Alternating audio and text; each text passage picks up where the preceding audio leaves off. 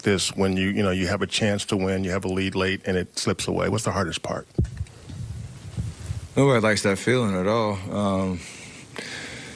We had a good streak going at home,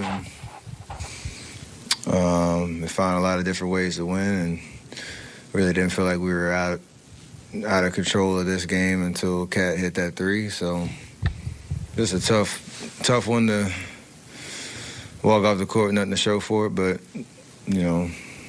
bounce back. How would you describe the fourth quarter in general? Got off to a rough start with, I think, 3 straight turnovers, first 3 possessions. Just kind of set the tone. Fought back. Clay hit a big shot. There were a couple momentum plays that could have went either way. I missed a layup in transition on a 3-on-1. Obviously, the last play I led to catch 3. It was highly competitive. It was, kind of a grinded out type of vibe. So just didn't go our way. Was there a level of overpassing on that possession you're talking about? I mean, in retrospect, should you just dribbled and did you think they were going to foul you? It was more a feeling of get to space, run clock down, because I knew they only had 3 fouls, so there was going to have to be 2 separate fouls to get to a free throw. And at first, it felt like they were trying to take a foul. I got 2 people that kind of swiped at me, and they didn't call anything, so then I changed sides of the court. And I thought it was a little early to shoot just because, you make or miss, you give them another possession. So I kicked it to Draymond.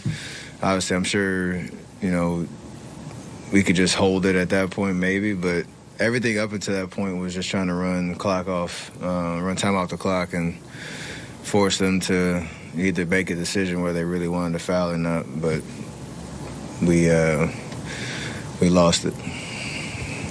They scored 22 in the fourth, and 11 of those 22 came off turnovers. How much of that was just execution errors, and how much of that was their defense?